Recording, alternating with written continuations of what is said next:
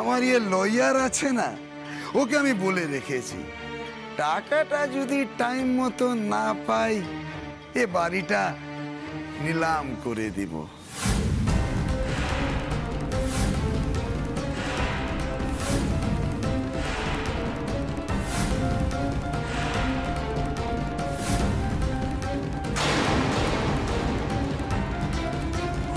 কখনো না।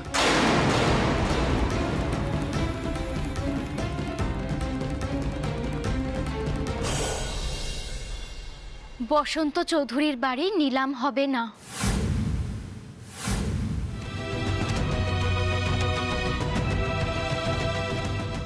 এই বাড়ি আমাদের আর আমাদেরই থাকবে।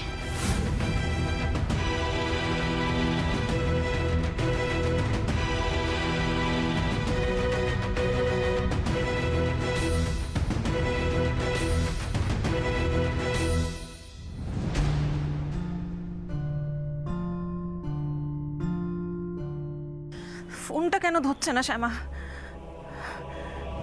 কি আশ্চর্য!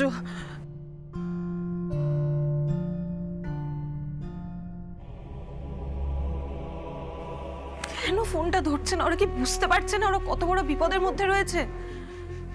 বাড়িতে দুধ কলা দিয়ে কাল সাপ পুষেছে, লোকটা একটু একটু করে গোটা পরিবারটাকে শেষ করে দিচ্ছে, আর ওরা কেউ কিচ্ছু টের পাচ্ছে না। না না, শ্যামাকে সব কথা বলতেই হবে যে করেই হোক।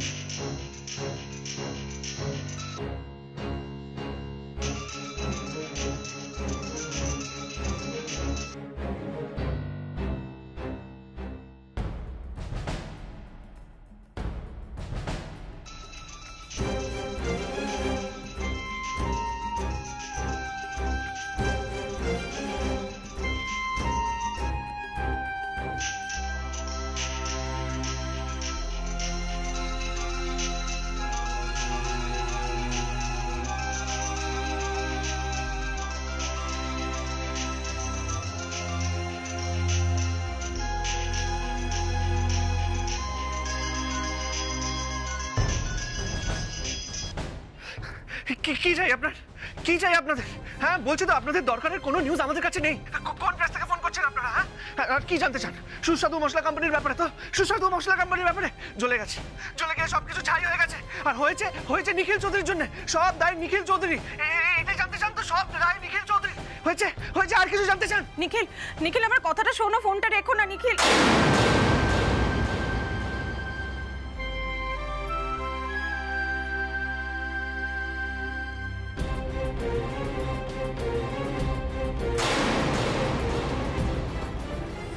সুইচ অফ করে দিল। কিন্তু আমাকে যে শ্যামাকে সব সব সব সত্যি কথা আজকে জানাতেই হবে। ফোনটাই যদি সুইচ অফ করে দেয় আমি আর তাহলে। চলো কথা, তুমি এভাবে জোরে জোরে কার সঙ্গে কথা বলছিলে? কি হলো? কার সঙ্গে কথা বলছিলে বলো? ফোন আসছে, ওরা ফোন করছে, ওরা বারবার ফোন করছে। কারে ফোন করছে? এটা তোমার ফোন তো? আমার ফোন করে কি হয়েছে? ওরা বারবার ফোন করছে। তুমি ফোনটা সুইচ অফ করে রাখো। আমি ফোন সুইচ অফ করে দিচ্ছি, আর সুইচ অন করবে না, ঠিক আছে? ঠিক আছে। প্লিজ, আমি জানি ওরা কি বলবে। আমি জানি ওরা তোমাকে ডিস্টার্ব করবে, সিম্পথি দেবে, বলবে আরে সব আগুন লেগে গেল না, ছাই হয়ে গেল। আর হয়েছে কার জন্য? নিখিলের জন্য, আমার জন্য। সবাই আমাকে দোষ দেবে। আমি জানি আমার দোষ, তুমি কেন এরকম করছো? দেখো, আমি ফোন অফ করে রাখবো, আমি অন করব না, শুধু একটু শান্ত হও তুমি। না, আমি শান্ত হয়েই আছি শ্যামা, কিন্তু আমি এটাও জানি যে আড়াল থেকে লোকেরা অনেক কথা বলবে। সবাই বলবে যে নিখিলের জন্য হয়েছে, নিখিলের জন্য। বড় বড় স্বপ্ন দেখছিল, ওভার কনফিডেন্ট। দেখবে আর নিখিল কোনোদিনও ঘুরে তাকাতে পারবে না।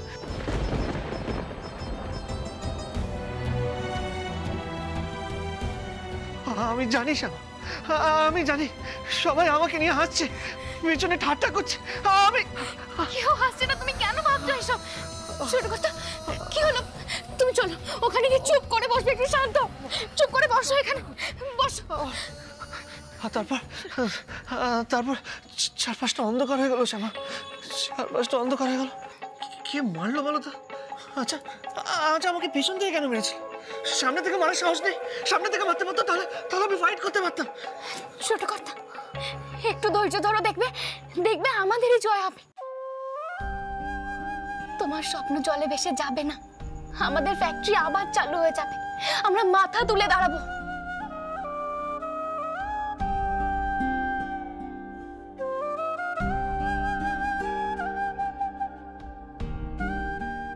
ওকে বোঝাতে হবে যে এটা নিছক একটা অ্যাক্সিডেন্ট, আর ওর সামনে সারাক্ষণ পজিটিভ আলোচনা করতে হবে যাতে ওর মনের জোরটা না কমে যায়। আর ওকে বোঝাতে হবে যে আমরা ফাইট করে ঘুরে দাঁড়াবই, সব ঠিক হয়ে যাবে। শ্যামা, তোমাকে খেয়াল রাখতে হবে যাতে নিখিলের ওপর কোনো রকম মেন্টাল প্রেশার না পড়ে। কদিনের মধ্যে যদি ওকে এই ট্রমাটা থেকে বের করে না আনা যায় তাহলে কিন্তু ওর মানসিক ভারসাম্য নষ্ট হয়ে যেতে পারে।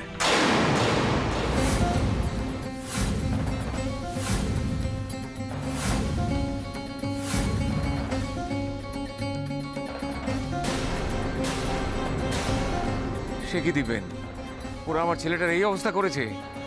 এই শোনো, তোমরা সবাই শুনে রাখো, কেউ সুজাতার সামনে এ নিয়ে কোনো রকম আলোচনা করবে না। ও ছেলে অন্ত প্রাণ, চোখের সামনে ছেলের এই অবস্থা ও সহ্য করতে পারবে না। আহা, তুমি এত চিন্তা করছো কেন? তোমরা সবাই আছো, আমি আছি। শ্যামা, তুমি নিখিলকে প্রয়োজন মতো আমার চেম্বারে নিয়ে আসবে, আমি ওকে কাউন্সেলিং করব, দেখি যদি তাতে কিছুটা ঠিক করা যায়। আর আমি কয়েকটা ওষুধ লিখে দিচ্ছি, ওকে একদম টাইম মতো খাওয়াবে। আর একটা কথাই তোমাকে আবারও বলছি, বাড়িতে যেন এমন কিছু না হয় যাতে নিখিলের মাথার ওপর প্রেশার পড়ে। ওকে নিজের মতো থাকতে দিতে হবে। আপনি একদম চিন্তা করবেন না, আমি সব সময় ওর পাশে পাশেই থাকবো।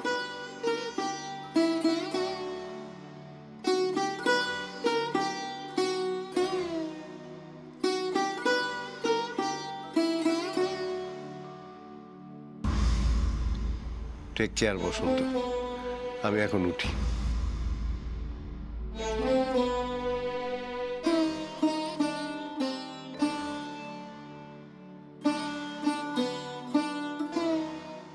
শ্যামা, ওইটা আমায় দাও, ওষুধগুলো আনার ব্যবস্থা করছি। তুমি যাও, নিখিলের কাছে যাও, ওর কাছেই থাকো।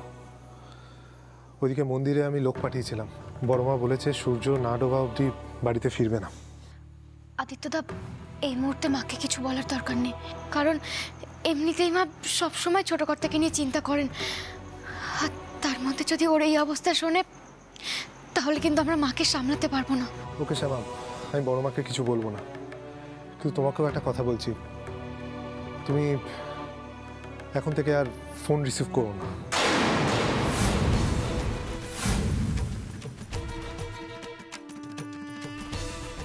কেন আদিত্যদা? দেখো, আমাদের শত্রুরা কি প্ল্যান করেছে আমরা তো জানি না। আমি বড়দা ভাই আর অশোকের সাথে কথা বলেছি, তোমার ফোনটা তোমার কাছে রাখার দরকার নেই। তোমার কাছে ফোন আসলে তুমি আমাকে বা বড়দা ভাইকে দিয়ে দেবে, আমরা কথা বলবো। দেখো, আমাদের শত্রুরা কি প্ল্যান করছে আমরা জানি না। নিখিলের কি অবস্থা করেছে তুমি তো জানো, আমাদের ফ্যাক্টরিতেও আগুন লাগিয়ে দিল, তাও তো ওদের শান্তি নেই। এবার আমার মনে হচ্ছে ওরা তোমায় টার্গেট করেছে। তুমি যদি ওদের ট্র্যাপে পা দাও তাহলে আরো বিপদে পড়বে। আদি ঠিকই বলেছে শ্যামা, তোমার আর এখন ফোনটা ব্যবহার করার দরকার নেই। কিন্তু বাবা, ফোনটা যদি আমার কাছে না থাকে, আমি যদি ফোনটা দিয়ে দিই তাহলে আমি ওই মহিলার সঙ্গে কথা বলবো কি করে? উনি তো আমার সঙ্গে কথা বলতে চান। না শ্যামা, তোমায় যে ফোন করছে তাকে তুমি বোকা ভেবো না। আমাদের নাম্বার জোগাড় করা কোনো বড় ব্যাপার নয়, কিন্তু সে শুধু তোমাকেই ফোন করছে। কই আমাকে, জেঠুমণিকে বা আমাদের ল্যান্ডলাইনে তো ফোন করছে না। ও বারবার টার্গেট করছে তোমাকে। তোমাকে ফোন করে একা বাড়ির বাইরে আসতে বলছে রাত্রির বেলা। বুঝতে পারছো কত বড় ট্র্যাপে ফেলতে চাইছে তোমায়? তোমায় টোপ দেওয়ার চেষ্টা করছে, তুমি বুঝতে পারছো না? প্লিজ শ্যামা, ফোনটা দাও। সব জেনে বুঝে আমরা তোমার ক্ষতি হতে দিতে পারি না।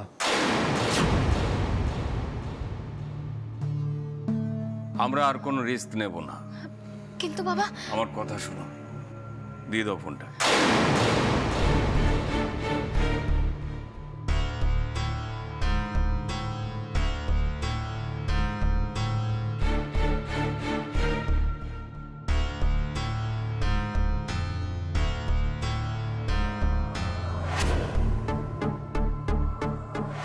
বড় বৌদি, এই ফোনটা তুমি তোমার কাছেই রাখো, আমি সুইচ অফ করে দিয়েছি। আর দেখো কেউ যাতে ব্যবহার না করে। আসছি আমি।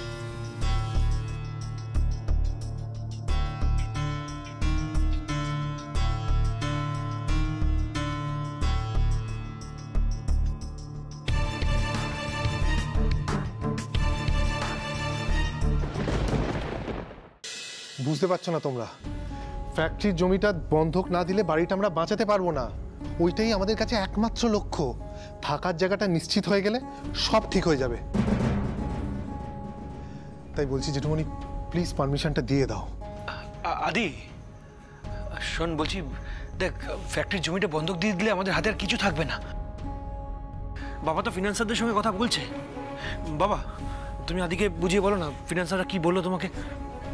কথা তো সবার সঙ্গেই বলেছি, কিন্তু কেউ রাজি হচ্ছে না। সবাই বলছে এত টাকা যে ধার দেবে তা আমরা শোধ করবো, তার কি কোনো গ্যারান্টি আছে? মার্কেটে এখন একটাই কথা প্রতিষ্ঠিত হয়ে গেছে অশোক, আমাদের কারখানা পুড়ে যাবার পরে আমরা শেষ হয়ে গেছি, আমাদের আর কোনো ক্ষমতা নেই, আমরা আর কোনোদিন মাথা তুলে দাঁড়াতে পারবো না।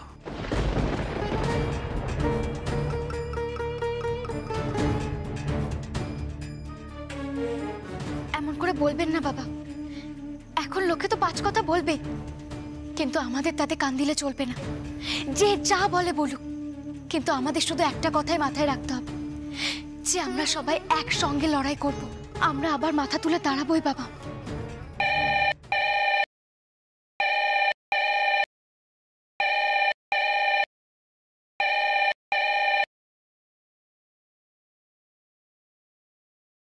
হ্যালো,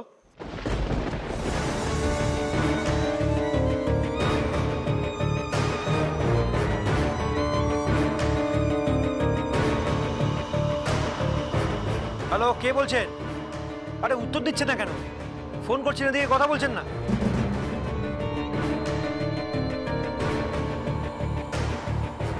হ্যালো, কি হলো মেচি দাদা, কে ফোন করেছে? আরে কে ফোন করেছে সেটাই তো বুঝতে পারছি না, কোনো কথাই বলছে না, শুধু নিঃশ্বাসের শব্দ পড়ছে। হ্যালো, দেখুন কথা না বললে বারবার ফোন করবেন না, আমাদের বাড়ির সিচুয়েশন ঠিক না এখন, আমরা ডিস্টার্ব ফিল করছি। অদ্ভুত। ওই দেখো আবার ফোন, এদিকে ফোন করে কথা বলছে না, নিশ্চয়ই প্রেসের লোক হবে। দাঁড়াও দাঁড়ান, আমি দেখছি। দাঁড়াও শ্যামা,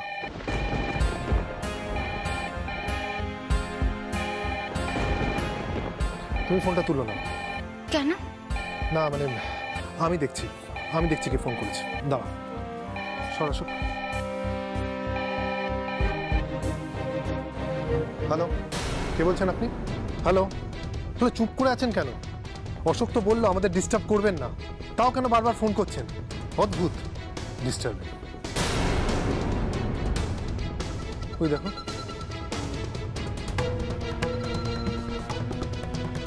কি হলোটা কি? চুপ করে আছেন কেন? এই যে শুনুন, আর একবার যদি আপনি ফোন করেন, আমরা কিন্তু আপনার নাম্বারটা পুলিশকে দিতে বাধ্য হব।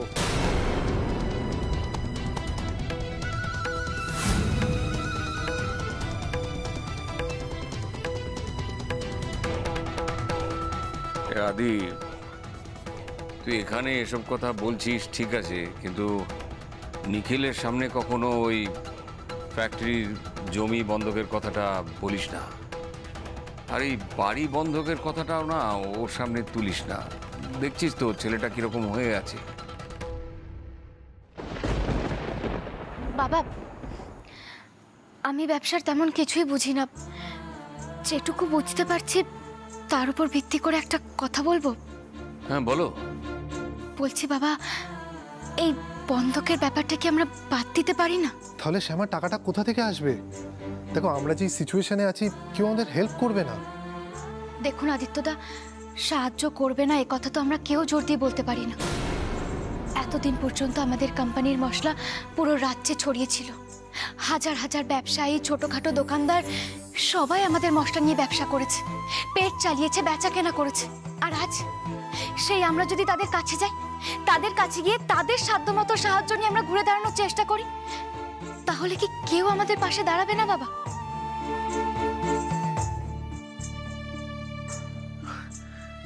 মা, তোমার বিজনেস নিয়ে এত ভালো আইডিয়া আছে এটা তো জানতাম না আমরা। কোনো ধারণাই আমার নেই মেচি দাদা, যা আছে সবটাই ছোট কর্তার।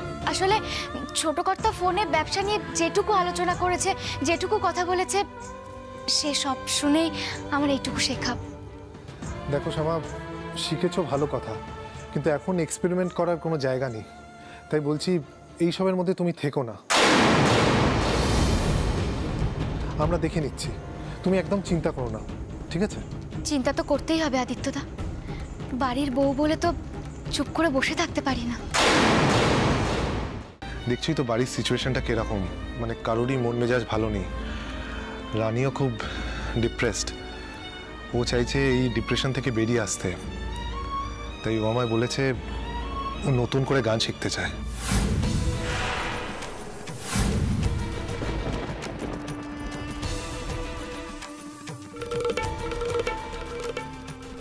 তাই আমি ঠিক করেছি একটা গানের টিচার রেখে ওকে গান শেখাবো, যাতে ও গানটা ভালো করে গাইতে পারে।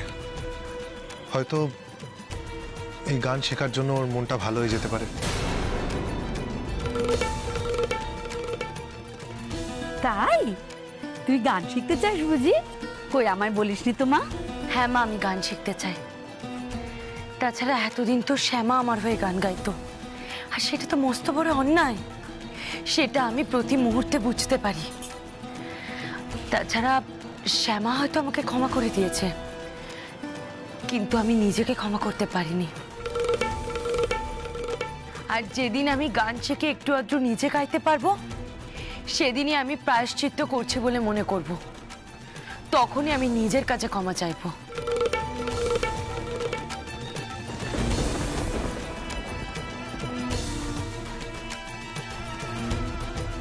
রাধা দিদি দেখো, ওভাবে আর বলো না। যা হওয়ার সেটা তো হয়ে গেছে, বলো।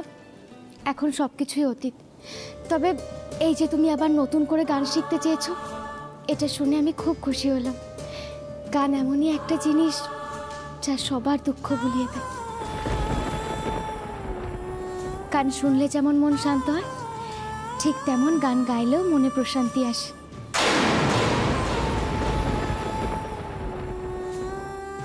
শ্যামা, তুমি কি আমার ঘরে গেছিলে? মানে দিশার সব ডায়েরিগুলো আর জিনিসপত্রগুলো দেখলাম উল্টে পাল্টে রয়েছে।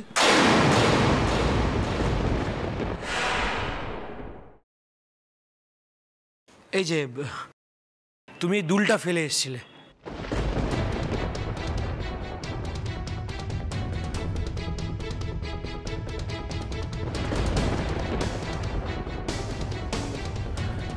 এনো। আরে শ্যামা, তুই হঠাৎ অশোকের ঘরে ঢুকে মেজ বৌমার খাতাপত্র ঘেটে দেখছিলি কেন রে? তোকে না কতবার বলেছি মেজ বৌমার প্রসঙ্গই তুলতে না। এ বাড়িতে ওর কোনো জায়গা নেই। তারপরেও ঘরে ঢুকে, অশোকের ঘরে ঢুকে তুই ওর জিনিসপত্র হাতড়ে দেখছিলি কেন রে? মা, অন্য কোনো কারণ নেই। আমি ওই ডায়েরিতে মেজ দিদির হাতের লেখা দেখছিলাম।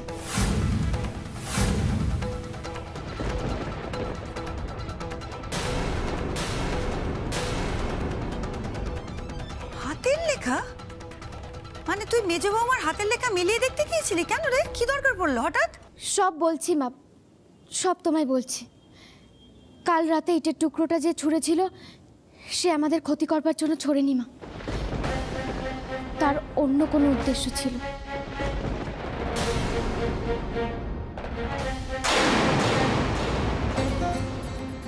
সে ইটে বেঁধে আমার কাছে একটা চিঠি পৌঁছতে চেয়েছিল মা।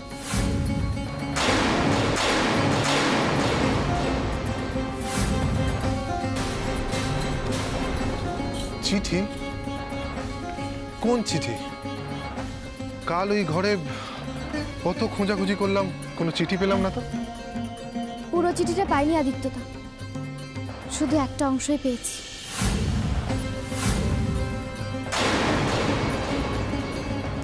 এই যে।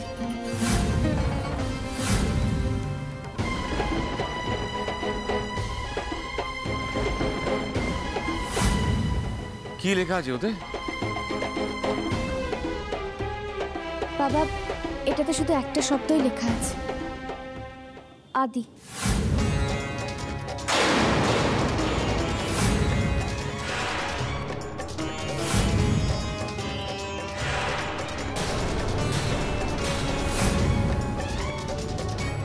আদি, কিন্তু এটা যে সেই চিঠির টুকরো তা তুমি বুঝছো কি করে ছোট বৌমা? কাল জানলা থেকে আমি একটা অবয়ব সরে যেতে দেখেছিলাম, আর আজ এই লেখাটার সঙ্গে মেজ দিদির হাতের লেখা মিলিয়ে দেখলাম, মিলে গেল।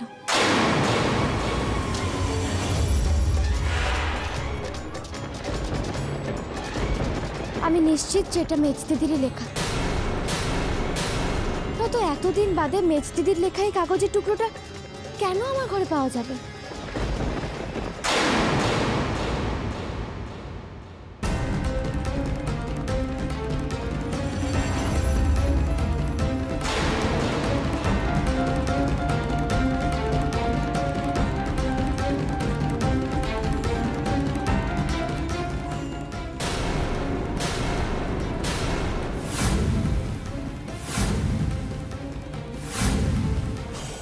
আমি সারা ঘর তন্ন তন্ন করে খুঁজেছি, কিন্তু কোথাও চিঠি দেখতে পাইনি, শুধু চিঠির এই এক টুকরো অংশই পেয়েছি। পুরো চিঠিটা পেলে তো বাবা আমি এখানেই নিয়ে চলে আসতাম। তাহলে কি কাল রাতে যারা তোমাদের ঘরে গিয়েছিল তাদের মধ্যে কেউ নিয়েছে? কেন নিতে যাবে? কেউ কেন নিতে যাবে বলো তো? তুমিও না? আরে শ্যামা তখন চিৎকার করে ডাকলো না, নিখিল ওরকম করছিল বলে আমরা তো সবাই মিলে হুড়মুড়িয়ে ঘরে ঢুকে পড়লাম। হয়তো কারোর পায়ে লেগে ছিটকে গেছে কোথাও। দেখো, দাঁড়ো দাঁড়ো, আমি বিজলিকে ডাকছি, দাঁড়ো। বিজলি, আয় বিজলি। কি মা? হ্যাঁ, বলছি যে তুই সকালে ঝাঁট দিয়েছিস যখন, তখন কোনো চিঠি মানে কোনো কাগজের টুকরো পেয়েছিস? না তো, আমি কিছু দেখিনি। মা, আমার মনে হচ্ছে যে কালকেই কেউ চিঠিটা লুকিয়ে তুলে নিয়েছে, আর আমরা হয়তো সেটা খেয়াল করিনি। জেঠুমণি, আমার মনে হচ্ছে দিশার কোনো বড় প্ল্যান আছে, আমায় নিয়ে তোমাদের মধ্যে সন্দেহ ঢোকাতে চাইছে। নাহলে ভাবো না, আমার বিরুদ্ধে যদি কিছু ওর বলতেই হয় তাহলে আমার সামনে এসে বলুক না, লুকিয়ে চুরিয়ে খবর দেওয়ার কি আছে? আসলে কি বলতো, বলতে পারবে না তো, কিছু প্রমাণিত ওর কাছে নেই, তাই দূর থেকে এই নোংরা খেলাগুলো খেলছে। আদি, তুই কেন এখনই এসব ভেবে নিচ্ছিস? আমরা তো এখনো জানি না যে মেজো বৌমা কি বলতে চাইছে। আর হয়তো জানতেও পারবো না বাবা। উনি যদি আমার ফোনে ফোন করেও থাকে তাহলে তো উনি পাবেন না, তাই না? হয়তো ফোন করেছিলেন, পাননি, সেই জন্যই কালকে অমনভাবে চিঠিটা জানলা দিয়ে ছুড়ে দিয়েছিলেন। এই সব কিছুর পেছনে দিশার একটা উদ্দেশ্যই কাজ করছে। আমি তো ওকে ধরিয়ে দিয়েছিলাম, এখন ও আমায় ফাঁসাতে চাইছে। না আদিত্যদা, আপনি যেটা ভাবছেন সেটা তো নাও হতে পারে। আপনার সম্বন্ধে যে মেজ দিদি শুধু খারাপ কথাই লিখবে এমনটা কেন ভাবছেন? দেখুন, মেজ দিদি তো এটাও লিখতে পারে যে আদিদার এতে কোনো দোষ নেই, বা এমন কারোর নাম বলতে পারেন যাকে আপনি চেনেন, এমনটাও তো হতে পারে। কিন্তু সবটাই তো আমরা আন্দাজ করছি শ্যামা। এছাড়া তো আমাদের কাছে আর কোনো উপায়ও নেই মেজদাদা। আমার মনে হয় মেজ দিদি যেটা বলতে চাইছেন সেটা এখন আমাদের শুনতে হবে। আর আমার মনে হয় যে এবার আমাকে আমার ফোনটা ফেরত দেওয়া দরকার।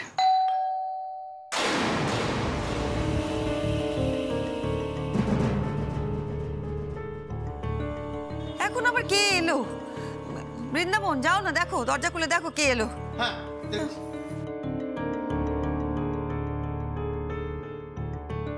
আরে কি আশ্চর্য, বলো নি ঘরে আপনারা ঢুকে পড়ছেন কেন? ও কত বাবু, দেখো না এইভাবে ঢুকে পড়ছেন কেন?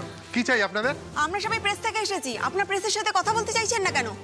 সুস্বাদু মশলা তৈরির কোম্পানি প্রেজেন্ট সিচুয়েশন নিয়ে আমরা কিছু স্টোরি বানাতে চাই, এ নিয়ে আপনারা কি বলছেন? আপনাদের বাড়ির অবস্থাটা এখন কি? আপনারা আর কি জানতে চান? কি জানার থাকতে পারে বলুন তো? হ্যাঁ, সবই তো জানেন, তাহলে এইভাবে ফোন না করে চলে এলেন কেন?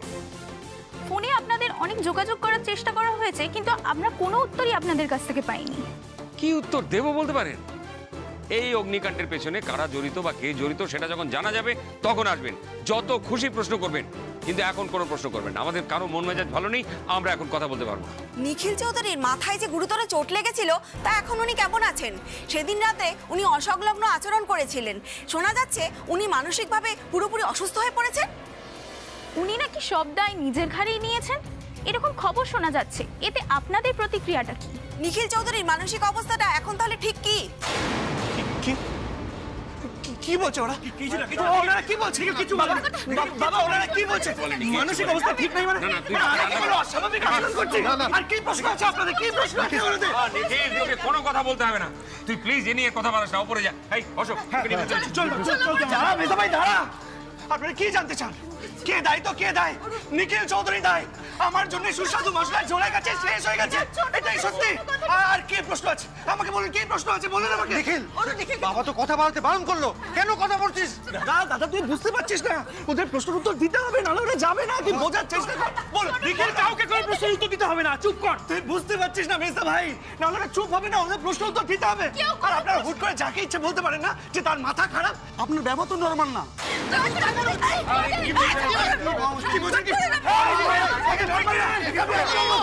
আমার বাড়িতে আসে আমাকে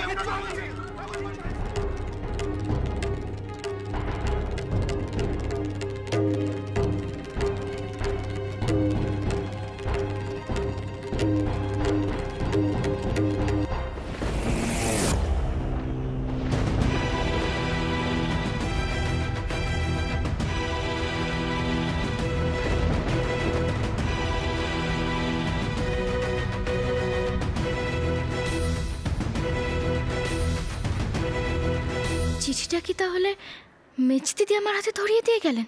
সমস্ত কুকীর্তির কথা আমি জানি আদিত্য, এবং সেই সব কিছুর প্রমাণ আমার কাছে আছে। তাই আমাকে মেরে ফেলে তোমার খুব একটা লাভ হবে না। আমাকে মেরে ফেললেও অতীতটাকে, সত্যিটাকে মেরে ফেলতে পারবে?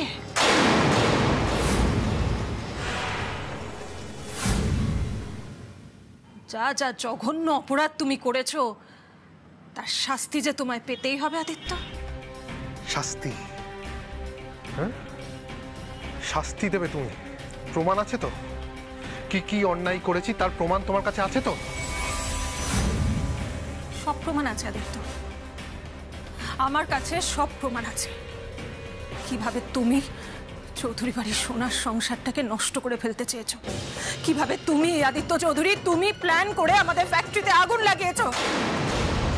এই সব কিছুর প্রমাণ যে আমার কাছে আছে আদিত্য, যার হদিশ তুমি কোনোদিনও পাবে না।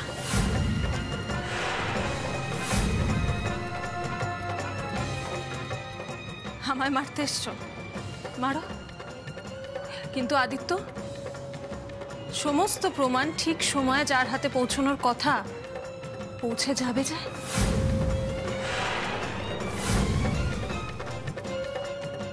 হতে পারে সে গ্রামের সহজ সরল সাদাসিধে মেয়ে, কিন্তু শ্যামা করতে পারে না এমন কোনো কাজ আছে বলে আমি বিশ্বাস করি না আদিত্য।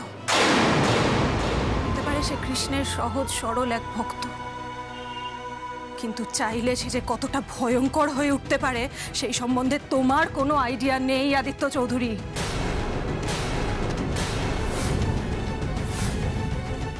তোমার মতো মানুষকে শাস্তি দেওয়ার জন্য শ্যামা মা কালীর রূপ ধারণ করতে পারে। তাই মনে রেখো যে তোমার শেষ সময় উপস্থিত।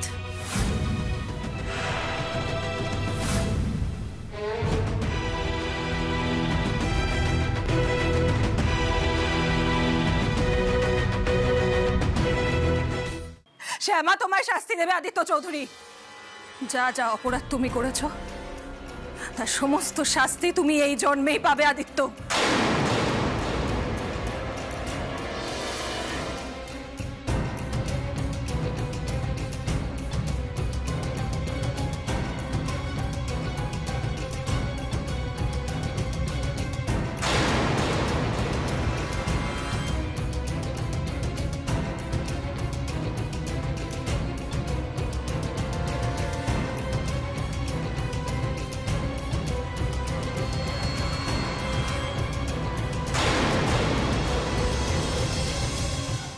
ঠিক আছে, যা নিয়ে যা। দাঁড়া দাঁড়া, এদিক দিয়ে না, পেছনে গিয়ে দিয়ে নিয়ে যা। আর হ্যাঁ, কেউ জিজ্ঞেস করলে বলবি ড্রাঙ্ক, ঠিক আছে? যা। ওকে, চল।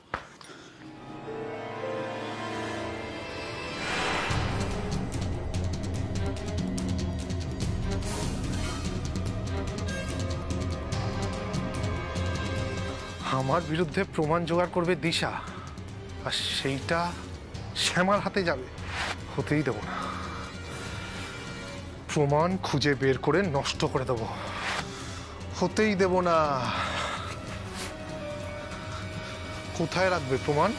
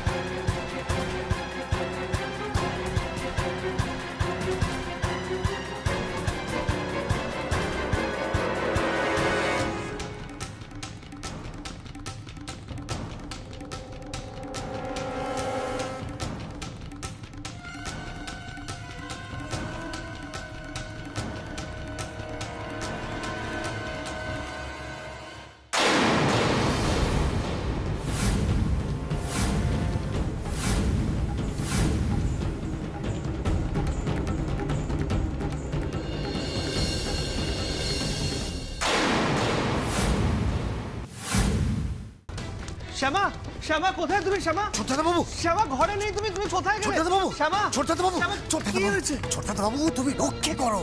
অনেক রাত্রির হয়েছে, এত রাত্রিরে আর চিৎকার চেঁচামেচি করো না। সবাই ঘুমোচ্ছে, কারণ ঘুম ভেঙে গেলে একেবারে কেলেঙ্কারি হয়ে যাবে। কি বলছে কিনা? শ্যামাকে খুঁজে পাওয়া যাচ্ছে না। তুমি শ্যামা, শ্যামা কোথায় তুমি? নিখিল, কি হয়েছে নিখিল? বৃন্দাবন, কি হয়েছে? নিখিল এখানে উঠে এলো কেন? আর বলো না কর্তাবাবু, ছোটবাবু তো ঘুমোচ্ছিল, হঠাৎ ঘুম থেকে উঠেই নতুন বধূকে ডাকতে ডাকতে এখানে চলে এসেছে। নিখিল, তোর মা সবে ঘুমিয়েছে, বেচারি দু চোখের পাতা এক করতে পারছে না, ঘুমের মধ্যে মাঝে মাঝে চিৎকার করে উঠছে। তুই এভাবে চেঁচামেচি করিস না, তোর মার ঘুম ভেঙে যাবে। তুই আমাকে বল কি হয়েছে। বাবা, বাবা শ্যামাকে খুঁজে পাচ্ছি না। ও আমার ঘরেই ছিল, এখন কোথায় বুঝতে পারছি না। বাবা, কি জানো তো, আমি ওকে নিয়ে না খুব খারাপ একটা স্বপ্ন দেখেছি। তুমি জানো শ্যামা কোথায় গেছে? আমাকে বলো না। বাবা, কি হয়েছে বাবা? এত চিৎকার চেঁচামেচি হচ্ছে। আরে দেখ না, নিখিল বলছে ছোট বৌমা ঘরেই ছিল, ও ঘুম থেকে উঠে ছোট বৌমাকে দেখতে পাচ্ছে না। সে কি? কোথায় যে যায় মেয়েটা? হ্যাঁ বৃন্দাবন, তুই দেখেছিস ছোট বৌমা কোথায় গেছে?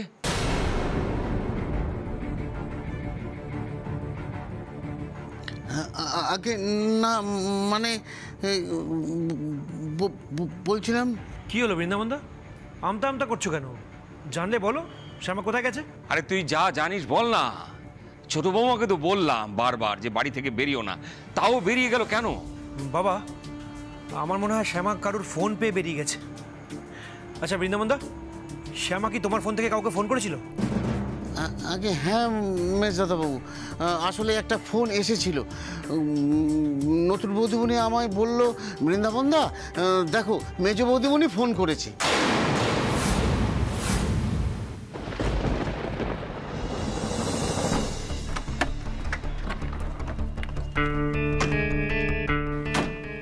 যেভাবে বলেছি ঠিক সেভাবে কাজ করবি।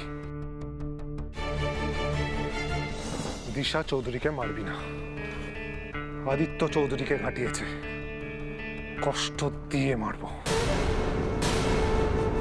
ঠিক আছে স্যার, ওকে। যা যা যা, সময় নষ্ট করিস না, বেরো। ঠিক আছে স্যার।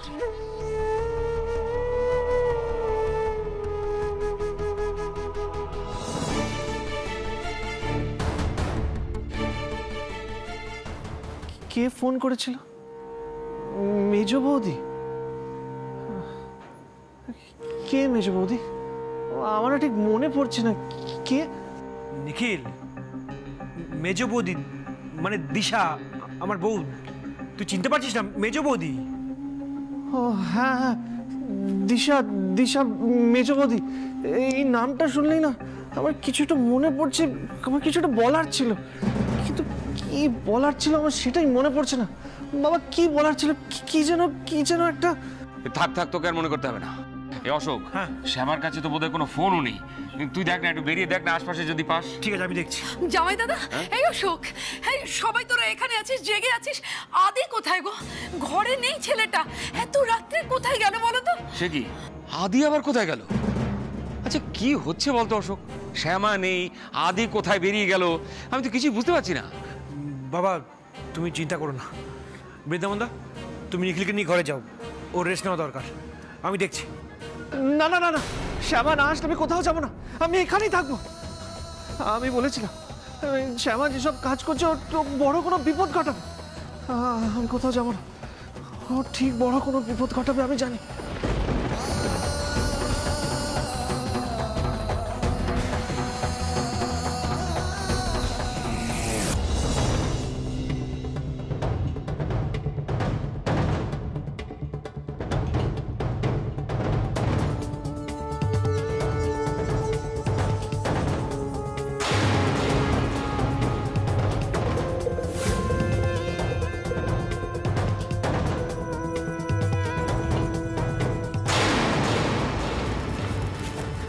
স্যার, উনি ঠিকই বলছেন স্যার, সত্যি এই ঘরের বোর্ডারকে কারা যেন তুলে নিয়ে গেছে।